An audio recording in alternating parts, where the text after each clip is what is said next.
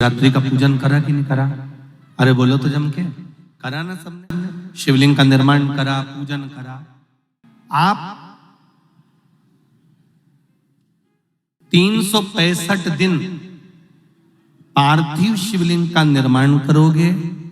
सावन महीने में पार्थिव शिवलिंग का निर्माण करोगे, पर जितनी बार भी आप पार्थिव शिवलिंग का निर्माण करोगे तो सूर्य अस्त होने से पहले पार्थिव शिवलिंग का विसर्जन आपको करना पड़ेगा।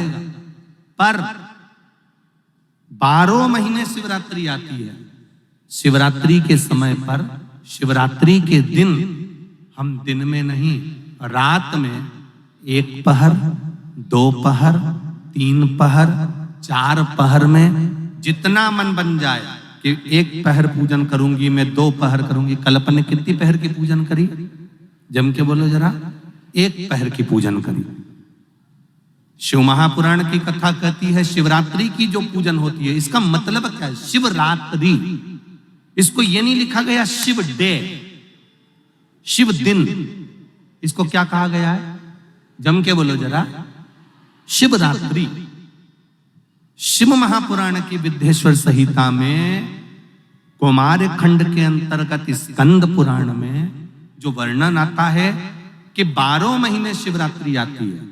जो रोज पूजन करने वाले हैं, रोज पार्थिव शिवलिंग का निर्माण करने वाले हैं, रोज सावन के महीने में शिवलिंग का निर्माण करते हैं, हजारों शिवलिंग बनाते हैं। तुम लाखों शिवलिंग का निर्माण कर लो, पर सावन के महीने में या 365 दिन शिवलिंग बनाओगे तो वो शिवलिंग तुम्हें सूर्य अस्त के पहले विसर्जन करना पड़ेगा।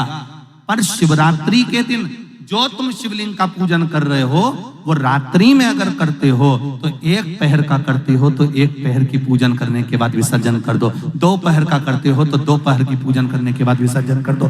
3 पहर का करते हो, 4 पहर का करते हो तो 4 पहर का करने के बाद विसर्जन कर दो। उसकी महत्वता है शिवरात्रि। उसकी महत्वता शिवरात्रि।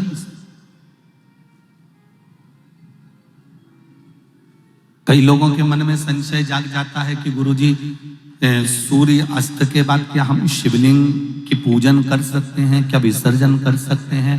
तो पहले तो अच्छे से समझ लो कि तुम सावन महीने की शिवरात्रि की पूजन कर रहे हो। रात्रि लगी हुई है उसमें कि रात्रि को ही होगी और रात्रि को ही विसर्जन होगा।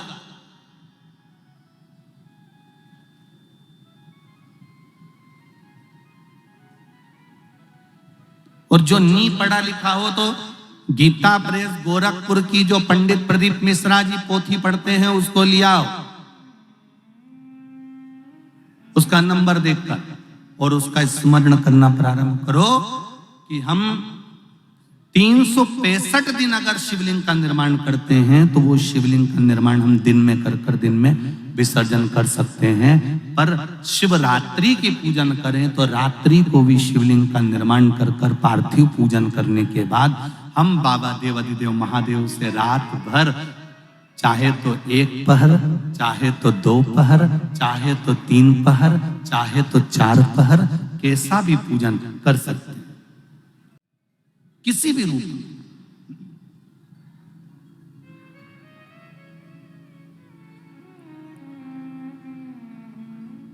पर कई बार हमारे जीवन में संशय उत्पन्न हो जाता है। और एक बात अपनी जिंदगी में उतार कर रखना, अगर पार्थिव शिवलिंग का पूजन रात्रि को आपने करा है तो पार्थिव शिवलिंग का पूजन हमने भी यहां पर बैठ कर किया है, दिल के साथ, हृदय के साथ।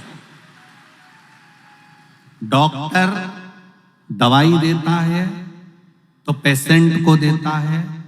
एक दवाई काम नहीं कर सकती तो दूसरी देता है, दूसरी काम नहीं कर सकती तो तीसरी देता है। सारा एक्सपेरिमेंट वो पेशेंट पर करता है। डॉक्टर उस दवाई को खाकर नहीं देखता। पर हमारा नियम है, हम जितनी बात आप लोगों को शिव महापुराण के माध्यम से बताते हैं, पहले उसको खुद अमल करते हैं, साथ बैठते हैं, फिर आपके साथ में बैठकर उस शिव महापुराण के अभिषेक को कराएं। पहले स्वयं करें। एक पत्र आया है, देखिए।